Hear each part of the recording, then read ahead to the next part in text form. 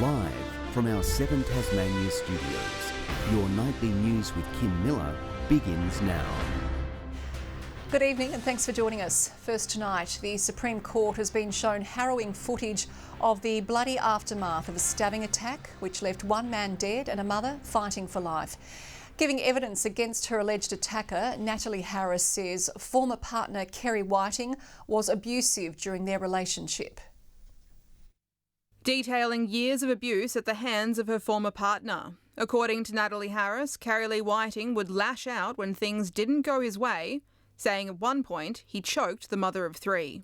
She says she never went to police because he told her if she did, he'd put her down. It's a threat he allegedly made good on when her new partner Adrian Main was stabbed to death in her Ravenswood home in the early hours of November 25, 2021. Natalie Harris clear about her attacker's identity, telling Crown Prosecutor Darryl Coates SC during the attack she asked him why. The accused allegedly replying, "You caused this." Mr Whiting's defence lawyer contending that given previous alleged threats, Ms Harris could be expecting any intruder to be her ex, telling her she could have been mistaken in identifying Mr Whiting in her bedroom. Ms Harris's son also testifying it was his father who attacked his mother and Mr Main. The then 17-year-old detailing his attempts to save the man he called stepfather using CPR learned at school. The jury's been shown body-worn camera footage of the incident's aftermath, where police were forced to step over a severely injured Ms Harris on their way upstairs. One officer comforting the shaken teenage children, while her colleagues assessed the scene. The trial continues on Tuesday. Annie Green, 7 Tasmania News. Proponents of a green hydrogen and methanol plant at Bell Bay are still hunting for investors for the $1.7 billion project as demolition begins on the old power station it will replace.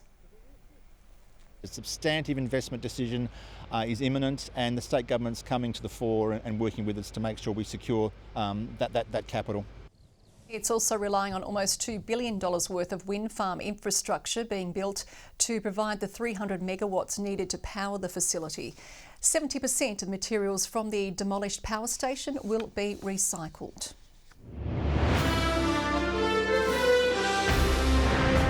A Carrick man has been charged with manslaughter over a fatal crash in Launceston last year, which claimed the life of a pedestrian. 2 people standing at the intersection of Margaret and Frederick Streets were struck when 2 cars collided in October. A 26-year-old Trevelyan man died and a 46-year-old suffered serious injuries. Yesterday, police arrested a 24-year-old over the crash. He's also been charged with negligent driving. He'll appear in court in July. A 60-year-old New South Wales man has been airlifted to the Royal Hobart Hospital after a car and truck collided on the Midland Highway at Baghdad just before 1:30 this afternoon. A female passenger, also a visitor to Tasmania, sustained minor injuries while the truck driver was unharmed. Police aren't ruling out any particular cause, but we don't believe that speed or alcohol were contributing factors. Traffic slowed in the area for several hours. Forensic and crash investigators are on the scene with their work expected to continue for some time. There have been more than 130 serious crashes this year already in Tasmania. Netballers are vowing to start a potentially life-saving conversation about gender-based violence. Wearing purple armbands, they're hoping to be joined by others, particularly players in male-dominated sports. These armbands now part of the uniform for every player, a strong message behind them. We know that approximately every 3.5 days in Australia at the moment, a woman is being killed by a male perpetrator. Netball Tasmania, the latest to join the End Violence Against Women campaign, hoping to spark a conversation about gender-based violence far beyond the court and locker room. This is hopefully something that multiple sporting leagues or codes that have, probably a higher proportion of male athletes playing would join us on this journey. But Tasmanian support services need help, unable to keep up with demand. In this year alone, 42 women have been killed across the country. So we know at the Hobart Women's Shelter there is 8 out of 10 of their calls are unassisted, and in gender equality we have well over 200 people waiting for service. There is so much more we need to do. So as a relatively new minister in this area, I've made a commitment, a personal commitment, to do everything I can to try to make change. The government also offering $100,000 for frontline services and support, now looking to Canberra for more funds. When women are able to access support, they're much more likely to have much lower risk and be safer in their lives. Ruby Cairns, 7 Tasmania News. Prison Fellowship is unveiling its annual Art from Inside exhibition, showcasing works created by prisoners and those recently released from prison. The pieces addressing this year's theme, Illuminate, Let the Light Shine Out of Darkness, giving artists an outlet to express and represent what light looks like to them in their darkest times. Doing art is therapy, and just finding some way of doing something that they can actually feel proud of. The exhibition is open to the public at the Waterside Pavilion until June 9. For yet another year, Kingston has been named and shamed as Tasmania's worst animal collision hotspot. That's according to new data from insurer Amy, which reveals most accidents occur between 8 p.m. and 12 a.m. on a Sunday. Cambridge came in a close second, with Hobart City, Brighton and Launceston rounding out the top 5. Research also revealing 40% of Australian drivers don't pay attention to wildlife warning signs. Well, last month proved another trying month for renters. Hobart, one of just 2 capital cities to see a decline in vacant rentals, the rate falling 0.12 percentage points to 1.24%. The government adamant its plan to build 10,000 homes over a decade will ease the pressure. The government's working across a really broad suite of initiatives to help ease that issue, and I think we will see the results of that in coming months. The percentage of vacant rentals also fell regionally, sitting at 1.11%. A community employment program helping men is celebrating its first crop of graduates. The initiative aims to break down barriers, upskill and find stable jobs for men and free them from the cycle of homelessness. Sharpening their skills in construction to enter the workforce. An initiative led by St Vincent de Paul and Bethlehem House, helping pave the way for employment for some of Tasmania's most vulnerable people. Many of our residents haven't had routines, skills, backgrounds that lend themselves to seeking work. Giving men the chance to undertake different hands-on projects like these planter boxes, arming them with necessary skills to help secure work in the construction industry. It's giving the men the empowerment to do these things and the opportunities in the future to attain employment. But it's more than just a pay packet, it's stability, structure and a sense of purpose. It's everything from getting up early, having the structure of a training day, knowing that you've got an obligation, that you've made a commitment. The program also aiming to tackle workforce shortages to meet growing industry demands in Tasmania and across the country. Upskill our customers with those relevant qualifications so we're able to kind of meet that labour market shortage that we're experiencing in Tasmania. Deemed a success, plans to expand the program are in the works. This is going to be the very beginning of a long program and we're delighted. Rebecca Gaidaneris at 7 Tasmania News.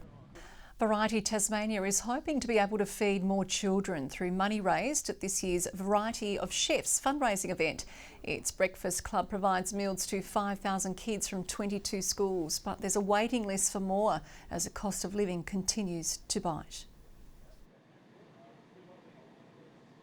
Last year we raised $130,000 and this year we'd like to break this number again. For us it was a record year. Annual event sees some of Tassie's best chefs dish up 4 courses, with tickets almost exhausted.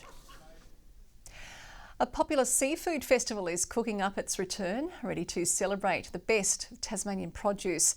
The tourism draw card is expected to reel in thousands to the northeast, acting as a much-needed winter boost. Seafood lovers rejoice. Bridport's famous Tassie Scallop Fiesta is almost back, ready to serve up for a 7th year. We've kicked most of those boxes into the ocean because we're expecting to sell out. The seafood celebration is encouraging visitors to come out of their shells and sample a bite. Attracting people to the regions, celebrating our maritime history and of course our beautiful quality seafood. The winter feast offering something for everyone, bringing together local producers on August 4 for a big day out on the village green. It's a wonderful display of the amazing world-class quality that we have in Tasmania, both, in food and wine. With thousands expected to make the trip to the seaside town, the event is hailed as a popular and important date on the tourism calendar. We do winter events really well, and the Tassie Scallop Fiesta is one of the prime events for the off-season. Inject a bit of life and culture even, and economic activity into Bridport during a period where you could fire a shotgun up the main street without any fear of hitting a person. A town ready to crack open for another year as a highly competitive and fan favourite scallop splitting challenge makes a grand return, sure to draw a crowd. The whistle goes and it's hell for leather. I can tell you, you want to stay back from the stage because you might end up with a flying scallop gut in your eye. In for a shell of a good time. Victoria Risto, 7 Tasmania News.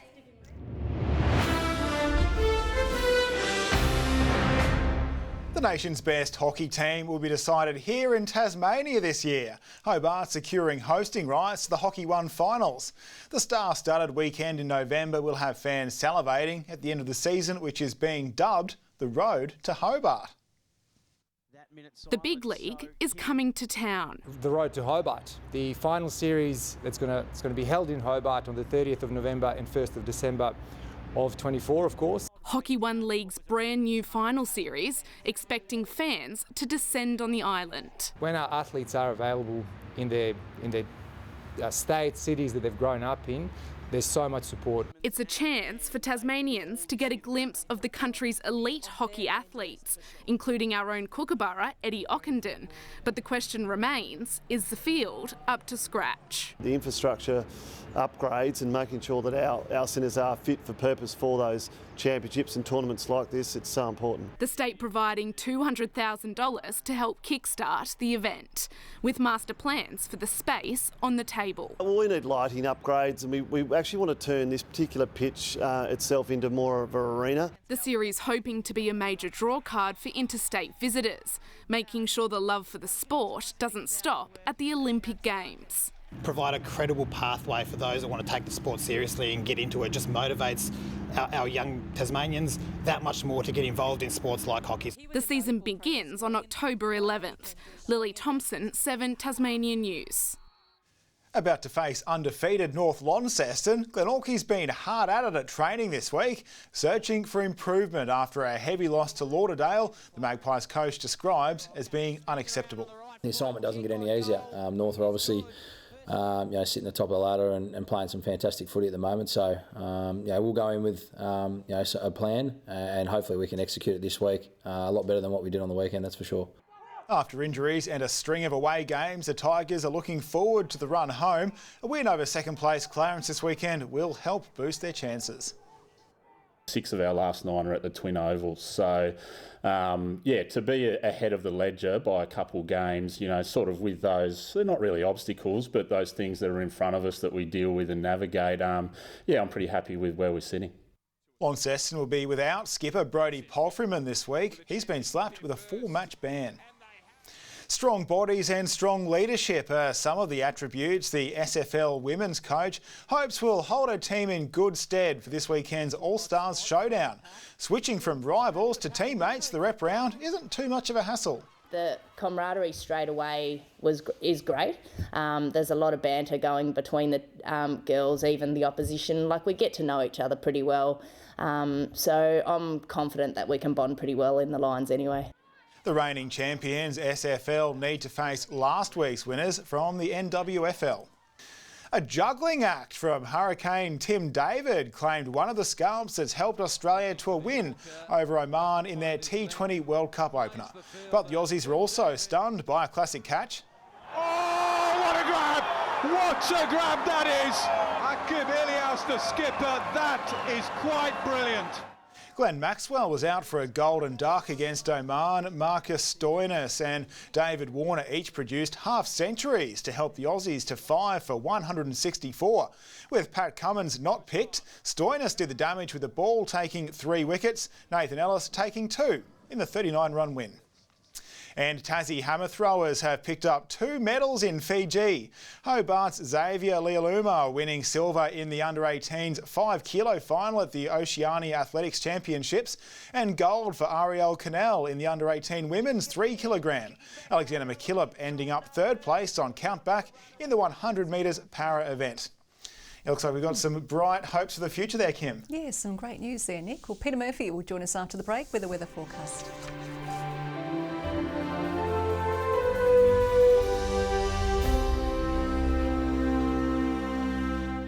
Good evening. King Island, our warmest today, with 17 degrees, as Hobart, Launceston, Devonport and Burnie all registered 16.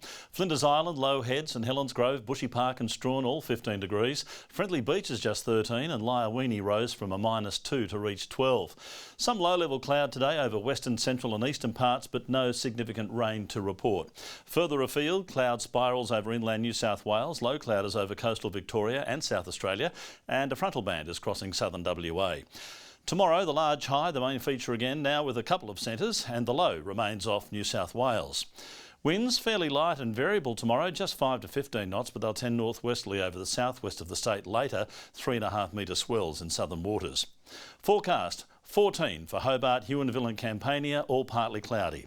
Launceston, partly cloudy but fine, sunny in the afternoon, 15 the top, 14 for Devonport, partly cloudy for Georgetown, 15 the maximum. For Burnie tomorrow, partly cloudy and 14, Wynyard the same, Strawn a cloudy day and 13 degrees. And for St Helens tomorrow, a top of 14 degrees and cloudy, 13 for Swansea, cloudy for Port Arthur as well, 14 the top. A fine start to Saturday until showers develop over the west during the day, more inland fog and frost. Showers over most of the state on Sunday and contracting to the west and northeast in the afternoon. And a cold start to Monday with a few light showers over the west and south and later over the northwest. Further north and a shower in Perth, cloudy and 17 in Adelaide and Melbourne, rain easing from Sydney tomorrow, a sunny day for Brisbane with 20 and fine for the other centres to the north. And here are the current conditions, Kim. I look forward to seeing you tomorrow night for Friday's Happy Hour. Okay, and I'll see you tomorrow, and I'll see you tomorrow. Good night, everyone.